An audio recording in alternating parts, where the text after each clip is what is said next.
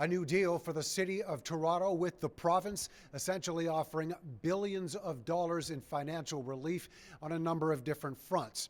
At the top of that list, the uploading of the Gardiner Expressway and the Don Valley Parkway, essentially that responsibility and that cost going to the province. In exchange, seemingly, the city backing off the fight against the Ontario Place redevelopment. Friends, we're working together to put Toronto on the path to success. Not by painful cuts in services or new taxes and tolls, but through smart, effective growth. Months, if not years in the making, the province and the city found common ground and have managed to help relieve some of Toronto's major financial woes. I'm encouraged by this new deal. It unlocks the city potential. It provides billions in capital and operating dollars so we can do more for people. More than $1 billion in operating funds for things like still-to-be-open transit lines and homeless shelters over the next 3 years is a start. The big-ticket item, however, involves uploading the Gardiner and DVP, effectively removing $3 to $5 billion in costs from the city over the next decade.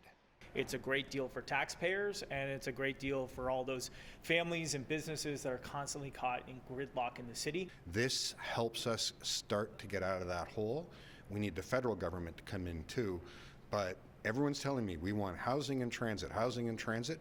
This gets us a long way towards building it. One major concession from the city is to step back from the fight against provincial plans for Ontario Place redevelopment, something Queen's Park essentially had control over, but with the need for approvals from City Hall. It's another undemocratic move, and it shows no regard for the public response to this development, and it shows no regard for good planning. The group Ontario Place for All echoed the sentiment, saying, quote, "The province continues to push a project for which the public has shown complete disdain, overriding the wishes of the City of Toronto itself to privatize a significant public asset and create a luxury mega spa many can't afford." The city's well-publicized $1.5 billion budget shortfall for this year has yet to be fully addressed. And yet this is a big step towards relieving some of the pressure during the process of finding solutions. You know you have a good deal when both sides aren't too happy. Now, representatives from the federal government ultimately joined that working group, and according to City Manager Paul Johnson, they were part of the active discussions. However, at this point, nothing to be seen as a result of that. Mark McAllister, City News.